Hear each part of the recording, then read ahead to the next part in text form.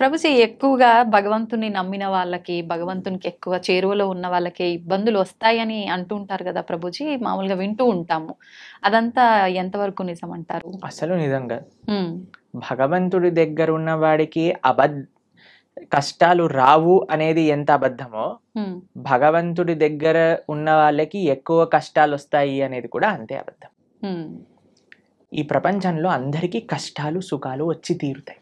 Okay. ఇప్పుడు చూడండి, నేను చెప్పాను అనుకోండి, ఈ సంవత్సరం ఎండాకాలం లేదు, హ్మ్. మీరు నమ్ముతారా? ఎలా సాధ్యపడుతుంది ప్రభుజీ? పడదు కదా. హ్మ్. నేను చెప్పాను అనుకోండి, ఈ సంవత్సరం ఓన్లీ ఎండాకాలం ఉంటుంది, హ్మ్. వర్షాకాలం ఉండదు, చలికాలం ఉండదు అని అంటే మీరేమంటారు? ఓ బాగుంది, చాలా బ్రహ్మాండంగా ఉంటుంది. వినటానికి బాగుంది కానీ ఎలా జరుగుతుంది? అంతే కదా అలా ప్రభుజీ. ఉండదు కదండి. అవును. వర్షాకాలం వచ్చినప్పుడు చలికాలం వస్తుంది, చలికాలం అయిపోయాక ఎండాకాలం వస్తుంది, ఎండాకాలం అయిపోయాక మళ్ళీ చలికాలం వస్తుంది, వర్షాకాలం వస్తుంది. ఇది ప్రపంచంలో అందరికీ తెలిసిన విధం. అవును. అలానే మన జీవితంలో కష్టాలు వస్తాయి, దాని తర్వాత సుఖాలు వస్తాయి, దాని తర్వాత కష్టాలు వస్తాయి, దాని తర్వాత సుఖాలు వస్తాయి. కష్టం సుఖం, కష్టం సుఖం ఈ మానవ జన్మలో ఒక పార్ట్ మాత్రమే. దీన్ని అండర్స్టాండ్ చేసుకొని యాక్సెప్ట్ చేసుకోవాలి ఫస్ట్ విషయం. ఓకే. దీనికి భగవంతుడికి ఎటువంటి సంబంధం లేదు. హ్మ్. నీ జీవితంలో అంటే మనందరి జీవితంలో కష్టము సుఖము, సుఖము. ఎలా అయితే ఎండాకాలం వస్తుందో, ఎలా అయితే వర్షాకాలం వస్తుందో, ఎలా అయితే చలికాలం వస్తుందో, అలానే కష్టము సుఖము మిక్స్డ్ కాలం మూడు మన జీవితంలో ఉంటాయి, ప్రతి ఒక్కళ్ళ జీవితంలో. మరి భగవంతుడు ఏం చేస్తాడు? భగవంతుడు ఏమైనా కష్టాలు తీసేసే వాడిని నేను కష్టాలు తీయడానికే భగవంతుని మనం అపాయింట్ చేసుకున్నాము అని మీరు అనుకుంటున్నారా? చాలా మంది ఏమనుకుంటారో తెలుసా అండి, వాడు నా పనివాడు, నాకు ఏదైనా కష్టం వస్తే వాడు దాన్ని క్లీన్ చేయాలి, ఇలా భగవంతుని భావిస్తారు. ఇది కరెక్ట్ భావన అంటారా? చాలా తప్పు ప్రభుజీ. తప్పేనా? మరి మనం ఎందుకు అలా అనుకుంటున్నాం భగవంతుడికి? మనం భగవంతుడి సేవ చేయాలా, భగవంతుడు మన సేవ చేయాలా? మనమే భగవంతునికి సేవ. మరి మనం ఆలయానికి వెళ్ళి చేస్తున్నాం, నాకు ఈ కష్టం వచ్చింది నువ్వు ఇది చేసేసాయి అంతే అని భగవంతుని మన సేవలో పెట్టుకుంటున్నాం. మనం ఎంత తెలివైన వాళ్ళని చూడండి. మనం భగవంతుడు కష్టాలు ఇవ్వడు, భగవంతుడు కష్టాలు తీసేయడు. భగవంతుడు కష్టాలలో దాన్ని ఎదుర్కొనే ధైర్యాన్ని ఇస్తాడు. ఓకే. కష్టం రూపంలో మనకేదన్నా మనం చెడు మార్గంలోకి వెళితే భగవంతుడు ఒక కష్టాన్ని సృష్టించి మనల్ని కాపాడుతాడు, ఎక్కువ ప్రమాదం జరగకుండా. అంతేకాని మనల్ని ఎప్పుడూ భగవంతుడు కష్టాలు పెట్టడు, కష్టాలని ఆపడు. మీకు ఒక ఎగ్జాంపుల్ చెప్తాను. నిన్నే మేము టీవీలో చూసాము. ఒక అమెరికాలో అట ఒక ఫ్లైట్లో 2 సీట్లు ఖాళీగా ఉన్న సీట్లు ఒకసారిగా దే బ్లూ ఆఫ్, పేలిపోయాయట ఫ్లైట్లో. అయితే ఆ 2 సీట్లలో ఉన్న వాళ్ళకి అసలు ఎందుకు రాలేదు వాళ్ళు అని చేస్తే, వాళ్ళిద్దరి జీవితాలలో ఏదో లాస్ట్ మూమెంట్ ఏదో అయిపోయి వాళ్ళు వెళ్ళలేకపోయారట. అరే మేము ఫ్లైట్ మిస్ అయిపోయాం, ఆ డబ్బులు పోయాయి, అవి ఇవి అని ఫుల్ బాధపడ్డారట. ఎప్పటి వరకు అంటే ఆ 2 సీట్లు పేలిపోయాయి అని తెలిసినంత వరకు. ఇప్పుడు దాన్ని వెస్టర్న్ టర్మినాలజీస్ లో బర్న్ట్ టోస్ట్ ఫినామినా అని అంటున్నారు అనమాట. అది మీకు టెక్నికల్ టర్మ్స్. అది ఏంటంటే ఏది జరిగినా సరే మన మంచి కోసం జరుగుతుంది అని టైం కానీ మనకి చెప్పదు. ఇప్పుడు మనకి ఈ రోజు ఈ కష్టం వచ్చింది అని అనుకున్నా, ఇప్పుడు సపోజ్ మనకి కాలు ఇరిగింది అని మనం అనుకున్నా, ఒక యాత్రకి వెళ్ళలేదు, తర్వాత తెలిసింది ఆ యాత్ర బస్సే బోల్తా పడిపోయింది. ఇప్పుడు ఏం కాలు ఇరగటం బెటరా, బస్ నుంచి కింద పడిపోవటం బెటరా? కాలు ఇరగటమే బెటర్, అంతే కదండి. కాబట్టి మనకి ఈ రోజు దేవుడా నాకెందుకు అలా చేసావు, నాకెందుకు ఈ అన్యాయం చేసావు అని అంటే, వెయిట్ చేయి స్వామి, నీకే తెలుస్తుంది దేవుడు నీకు అన్యాయం చేయలేదని. మనకు ఆ ఓపిక లేదంటే, ఓపిక లేదు, అర్థం చేసుకోగలిగే ఆలోచన లేదు. మనకేంటి వెంటనే అయిపోవాలి, ఇది నాకు ఇలా 2 minutes లో మ్యాగీ రెడీ అయిపోయింది, 2 minutes లో నాకు కష్టం ఎందుకు పోవట్లేదు అని మనం తయారైపోయినాం. దీనికి తగ్గట్టు చెప్పేవాళ్ళు కూడా, మీరు ఇది చేసేయండి ఈ కష్టం అలా పోతుంది, ఈ మంత్రం చెప్పండి అలా పోతుంది. అది దట్ ఈస్ నాట్ ప్రాక్టికల్ అండి. దుఃఖాలయం అశాశ్వతం. ఈ ప్రపంచంలో దుఃఖాలు వస్తాయి, దాన్ని ఎదుర్కొనే ధైర్యం కోసం భగవంతుని ఆశ్రయించు. రాముడిగా వచ్చాడు భగవంతుడు, రాముడికి కష్టాలు రాలేదా అండి? మీరు ఒకసారి రాముడి దగ్గరికి వెళ్ళి, రామా నాకు అసలు ఏ కష్టాలు రావద్దు జీవితంలో అంటే, పాపం రాముడు ఏమనుకుంటాడండి, నేనే అన్ని కష్టాలు పడ్డాను, నువ్వు నాకే కష్టాలు వద్దు అని అడుగుతున్నావా నా దగ్గరకు వచ్చి అని కూడా చెప్పండి. జనాలు ఏం చేస్తున్నారంటే అండి, ఇప్పుడు ఇక్కడ కష్టం తీరకపోతే దేవుని మార్చేస్తున్నారు. దేవుని మార్చడం కాదు, మొత్తం ఏకంగా ధర్మాన్ని మార్చేస్తున్నారు. దేవుళ్ళని తిట్టడము, మళ్ళీ ఎందుకు నిన్ను పూజించాలి అది ఇది మామూలుగా తిట్టరు ప్రభుజీ. చేసేదేమో నువ్వు, అనేదేమో భగవంతుని. ఎంత విచిత్రం చెప్పండి. నీ కర్మలకి నువ్వే బాధ్యుడివి. నువ్వేదైతే తప్పు చేసావో అది నీ జీవితంలో కష్టంగా వచ్చి తీరుతుంది. దాన్ని ఎదుర్కో, దాన్ని అనుభవించు, అప్పుడే ఆ కర్మ పోతుంది. కాబట్టి ఇప్పుడు ఒక చిన్న పిల్లవాడు చదువుకోలేదండి, ఎగ్జామ్ లో ఫెయిల్ అయ్యాడు. ఇప్పుడు ఓయ్ నాకు టీచర్ తక్కువ మార్కులు ఇచ్చింది అందుకే నేను ఫెయిల్ అయ్యా అని అంటే మనం ఏం చేస్తామండి, ఒరే నువ్వు ఇప్పుడు ఏం చేయలేవురా, మళ్ళీ చదువుకొని ఇంప్రూవ్మెంట్ రాయాల్సిందే, ఆ ఏరియర్ క్లియర్ చేయాల్సిందే, అది నీ బాధ్యత, చదువుకోవాల్సిందే. కాబట్టి వాడే కష్టపడాలి, వాడే చదవాలి, వాడే ఎగ్జామ్ రాయాలి, వాడే పాస్ అవ్వాలి. అలానే మనకి ఎవ్వరు మోటివేషన్ ఇవ్వగలుగుతాం అంటే ఈసారి బాగా చదువుకో, ఇంకొద్దిగా వాటికి ఒక ట్యూషన్ పెట్టించగలం తల్లిదండ్రులుగా, నీ పక్కనే ఉండి ధైర్యం చెప్పగలం, అంతే కదా మన భగవంతుడు చేసే పని. నువ్వు నీ కష్టాన్ని నువ్వు దాటుతూ ఉండు, నేను నీ వెంట ఉంటా. ఆ ధైర్యం భగవద్భక్తి మనకిస్తుంది. కాబట్టి ధర్మాన్ని మార్చేసే వాళ్ళు ఒక్కసారి ఆలోచన చేయండి. తల్లిదండ్రుల్ని మార్చుకోం మనం. వేరే వాళ్ళ తల్లిదండ్రులు ఏదో కొత్త బ్యాగ్ కొనిచ్చారు, స్పైడర్ మ్యాన్ బ్యాగ్ కొనిచ్చారు, మా అమ్మ నాన్న స్పైడర్ మ్యాన్ నేను వాళ్ళ ఇంటికి వెళ్ళిపోతామా?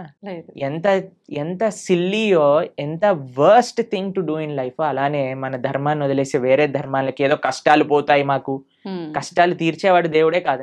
మీకు ఒక విషయం తెలుసా అండి? అవునా ప్రభుజీ? ఎవరైనా చెప్పారనుకోండి ఇది చాలా పవర్ఫుల్, మొత్తం కష్టాలని పోతాయి, అక్కడికి అస్సలు వెళ్ళకూడదు. ఎందుకని ప్రభుజీ? ఎందుకు అని అంటే ఇప్పుడు కష్టాలు పోయాయి అనుకోండి, మన కర్మ ఎప్పుడో ఒకసారి మన కర్మ అనుభవించాల్సిందే కదా. ఈ రోజు కాకపోతే రేపు తప్పదు.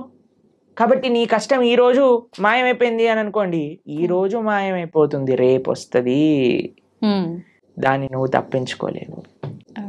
అంటే మనం చేసుకునే కొన్ని పుణ్య కార్యాల వల్ల మన పాపాలు తొలగిపోయే అవకాశం ఉంటుంది అని అంటారు కదా ప్రభుజీ. దాంట్లో భాగంగా పుణ్యము, మంచి పనులు పుణ్యాన్ని ఇస్తాయి, చెడు పనులు పాపాన్ని ఇస్తాయి. ఓకేనా? పుణ్యము సపరేట్ గా అనుభవించాలి, పాపం సపరేట్ గా అనుభవించాలి. పుణ్యం ఎక్కువ చేసేస్తే పాపాన్ని అది తొలగించదు. అర్థమైందా మీకు? ఇప్పుడు పుణ్యం ఏదైతే ఉందో దాన్ని మీకు స్వర్గానికి తీసుకెళ్తుంది అని అనుకోండి, పాపం ఏదైతే ఉందో దాన్ని మీకు నరకానికి తీసుకెళ్తూ ఉంది అనుకోండి. మీరు ఎక్కువ పుణ్యం చేసేస్తే ఈ పుణ్యం వెళ్ళి పాపాన్ని ఇది చేసేదన్నమాట. పుణ్యం ఖాతానే, పాపం ఖాతానే. ఈ రెండూ పోవాలి, ఈ రెండుతో మాకు పని లేదు అని అన్నప్పుడు మనం భగవంతుడికి శరణాగతి చేయాలి, భగవంతుడి యొక్క భక్తి చేయాలి. అప్పుడు మనకి పుణ్యంతో సంబంధం ఉండదు, పాపంతో సంబంధం ఉండదు. భగవంతుణ్ణి ఆశ్రయించడం, భగవంతుణ్ణి చేరుకోవటం, ఇది భక్తి మార్గము అని అంటే. కాబట్టి ఫస్ట్ పాపాచరణ మానుకోవటం మనుష్యత్వం, మనుష్యత్వంలో పుణ్యాచరణ, మంచి మనిషిగా మారటం, మంచి మనిషిగా మారిన తర్వాత ధర్మాన్ని తెలుసుకొని భక్తిని ఆశ్రయించి భక్తుడుగా మారటం. ఇట్లా 3 స్టేజెస్ ఉన్నాయి. కాబట్టి ఫస్ట్ స్టెప్ ఇస్ పాపాన్ని పక్కన పెట్టండి, పాపాచరణ తప్పు. దాని తర్వాత నెక్స్ట్ స్టేజ్ మంచి మనిషిగా మారటం, మంచి మనిషిగా మారాక ధర్మం గురించి, దేవుడి గురించి తెలుసుకోవటం, భగవంతుని ఆశ్రయించటం. అప్పుడు మనకి పాపంతో సంబంధం ఉండదు, పుణ్యంతో సంబంధం ఉండదు, భగవంతుడితో మాత్రమే సంబంధం ఉంటుంది. అలా సాధ్యపడుతుందా ప్రభుజీ అట్లా ఉండడం? తప్పకుండా. ఇప్పుడు చూడండి, రోడ్డు పైన మురికి నీళ్ళు ఉన్నాయనుకోండి, ఒక మనం బకెట్ల మురికి నీళ్లు రోడ్డు పైన పడేసాం అనుకోండి, మీరు మధ్యాహ్నం కల్లా వచ్చారనుకోండి, అక్కడ ఒక్క చుక్క నీరు కూడా ఉండదు. ఎందుకు చెప్పండి? సూర్యుడు మొత్తం లాగేస్తాడు, అన్నిటినీ ఎవాపరేట్ చేసేస్తాడు, అంతేనా? పెద్ద పెద్ద నదులే ఎవాపరేట్ అయిపోతాయి. సూర్యుడికి ఆ శక్తి లేదా? అలానే భగవంతుడికి కూడా ఆ శక్తి ఉంది. భగవంతుడిని ఆశ్రయించినప్పుడు, భగవంతుడికి శరణాగతి, భగవంతుడు చెప్పిన మార్గాన్ని, అలా దేవుడి దగ్గరికి వెళ్ళి 10 రూపాయల టికెట్ ఇచ్చి అయ్యా నీకు అర్చన చేయించేసా, నా పాపాన్ని తీసేసాయి, ఇలా బిజినెస్ ట్రాన్సాక్షన్ కాదండి. మనస వాచ కర్మన భగవద్ మార్గంలో మనం నడిచినప్పుడు, భగవంతుడికి శరణాగతి చేసినప్పుడు ఆయన మన దగ్గర ఉండే ఎటువంటి కర్మ బ్యాగేజ్ నైనా సరే ఆయన మొత్తం డిసపియర్ చేసేయగలరు. అది భగవంతుడికి ఉండే శక్తి. ఎప్పుడు మనం నిజమైన భక్తి మార్గంలో నడిచినప్పుడు, అది ముఖ్యం. హడావిడి హంగామాలు ఆర్భాటాలు చేస్తుంటారు మామూలుగా, భగవంతుడి విషయంలో వచ్చేసరికి అవన్నీ కాకుండా మనస్ఫూర్తిగా మనం దైవ మార్గంలో ఉండాలి. హంగామా, హడావిడి, ఆర్భాటం ఎందుకు చేయకూడదు? చేయొచ్చా గురుగారు? ఎందుకు చేయకూడదు అని అడుగుతున్నాను.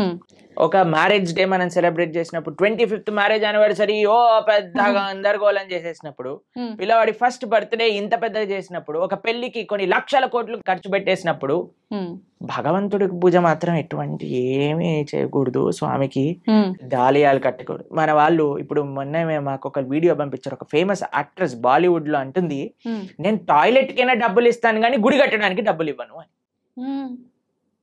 ఎందుకు అంత? ఎందుకు అని అంటే నో మోర్ రిలీజియస్ ఇన్స్టిట్యూషన్స్ అని ఏదో దానికి జనాలందరూ కరెక్టే చెప్పింది, రిలీజియస్ వల్ల ఒక ఆలయం కట్టడం వల్ల ఏమి పని ఉంది దానికి అని అంటున్నారు. ఎందుకంటే అందరు ఇలాంటి మెంటల్ గా తయారవుతారు.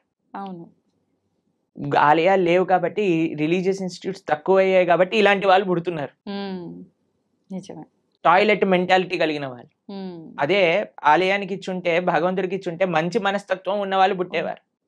ఇలాంటి వాళ్ళని ప్రపంచంలో ఎవరు గుర్తుండరండి. ఒక 10-15 ఏళ్ల తర్వాత ఎవరిని దే విల్ నాట్ రిమెంబర్.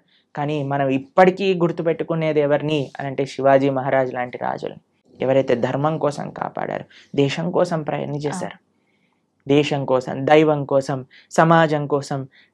ఇటువంటి భావనలే రావట్లేదండి జనాలకి ఈ మధ్య.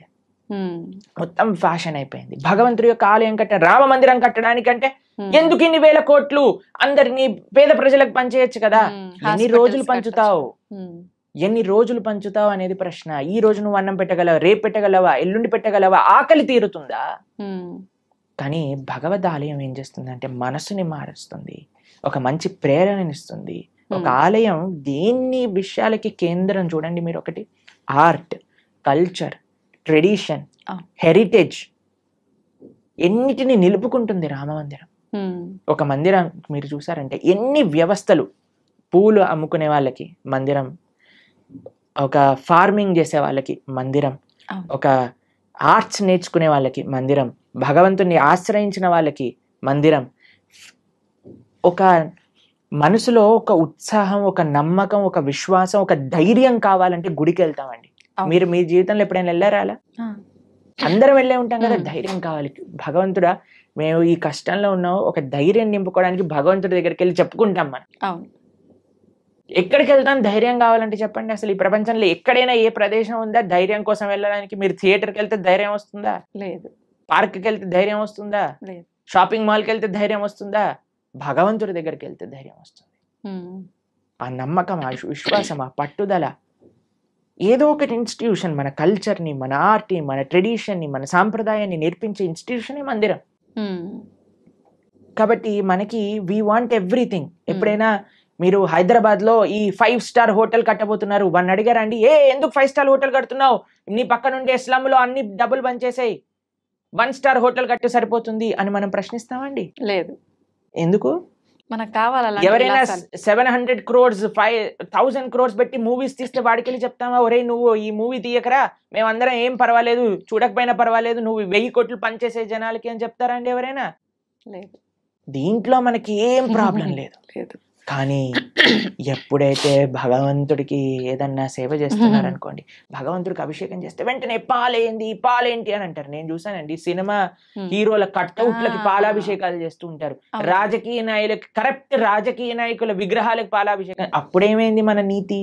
మనకు నచ్చిన పని చేస్తే తప్పులేదు. మీరు చూసారండి ఇప్పుడు కొత్తగా ఈ ట్రెండ్ లో ఏమంటామంటే ఆ న్యూ ఇయర్ పార్టీలు అవి ఇవి అని చేసుకుంటారు కదా, దాంట్లో షాంపైన్ బాటిల్స్ లోంచి షాంపైన్ అంతా ఇలా పోతూ ఉంటుంది చూసావా? అప్పుడు నీకు డబ్బులు వేస్ట్ కాదే, 5,000 10,000 ఎంత ఉంటాయో మనకు తెలియదు, కానీ ఆ బండిటిని నేల కొరగటంలో నీకేం తప్పులేదు, పిచ్చి పిచ్చి గంతులు వేయటంలో నీకు తప్పులేదు, పబ్బులు కట్టడంలో తప్పులేదు, రెస్టారెంట్స్ కట్టడంలో తప్పులేదు, మాల్స్ కట్టడంలో తప్పులేదు, సినిమా థియేటర్లు కట్టడంలో తప్పులేదు, మందిరం మాత్రమే తప్పు. ఎందుకంటే భగవంతుడు మంచివాడు కాబట్టి. పాపం వాడు ఏమన్నాడు కదండి, నవ్వుతూ అలా నించుంటాడు. భగవంతుని కూడా తప్పట్లే. భగవంతుడిని ప్రేమతో ఉండే వాళ్ళ దగ్గర ఆయన ఉంటారండి, అది వేరే విషయం. ఆయన ఏం ఎక్స్పెక్ట్ చేయట్లేదు మనం ఇంత పెద్ద గుడి కడతాం అంత గట్టు, అది మన కృతజ్ఞత. కాబట్టి జనాలు అందులో ఆర్భాటాలు వద్దు అని కేవలం భక్తిలో అనుకుంటే తప్పు. లేదండి మాకు మా జీవనమే సరళం, మేమే ఒక మ్యారేజ్ డే వచ్చింది అనుకోండి, ఆలయానికి వెళ్ళి దండం పెట్టుకుంటాం. అలానే భగవంతుడి యొక్క ఉత్సవం వచ్చిన ఆలయానికి వెళ్దాం. లేదండి మేము మ్యారేజ్ డే మాత్రం ఒక 2-3 లక్షలతో చేస్తాము, కానీ కృష్ణాష్టమికి మాత్రం 100 రూపాయలు ఖర్చు పెడతాం. అది తప్పు. ఇక్కడ చూపించే కావాలి, ఇక్కడ చూపించే వ్యక్తిత్వం గురించి మాట్లాడుకోవట్లేదండి. కేవలం నేను చూపించడానికే పూజ చేస్తా అనటం తప్పు. కానీ భగవంతుడికి ప్రేమతో నేను ఇంత గొప్పగా చేసుకోగలుగుతాను అని అనుకోవటంలో తప్పేమీ లేదు. చేసుకోవచ్చు, కానీ మన హృదయంలో ఆ భక్తి, ఆ ప్రేమ అనేది ఉండాలి. ఓకే, ఏమంటారు మీరు? నిజమే ప్రభుజీ, ఉండాల్సిందే. చాలా తక్కువ మందిలో ప్రభుజీ రాను రాను ఇంకా అంటే ఎక్కువ ఆధ్యాత్మిక మార్గంలో భగవంతునికి దగ్గరగా ఉండాలంటే ఎక్కువ అంటే ఏమంటారు సెంటిమెంట్లు, కండిషన్లు ఎక్కువ ఉండాల్సిందేనేమో అని చెప్పి లిమిట్ లో అని అందరు జనాల్ని ఒక మబ్బెలో పెట్టేశారు జనాలు. కానీ మీరు మనందరం కలిసి ఇంకా ఇంకా ప్రజలలో ఆ చైతన్యాన్ని తీసుకొని రావాలి. అవును, భక్తి అంటే కేవలం sentiments, rules, regulations, conditions, impositions కాదు. భక్తి అంటే ఎంతో సరళమైన, సున్నితమైన, ఆనందకరమైన, ఉత్సాహకరమైన, మనశ్శాంతిని ఇచ్చే ఒక ప్రాసెస్ అని మనందరం కలిసి జనాలకి చెప్పినప్పుడు అప్పుడు మాత్రమే వాళ్ళు నిజమైన భక్తి అంటే ఏంటో అర్థం చేసుకోగలిగే స్థితిలోకి వస్తారు. నిజమే ప్రభుజీ. ఇంకా ఇంకా ఇంటర్వ్యూస్ చేయాలి ఇలా. తప్పకుండా చేద్దాం ప్రభుజీ, మార్పు మనతోటే మొదలు పెడదాం. ఓకే.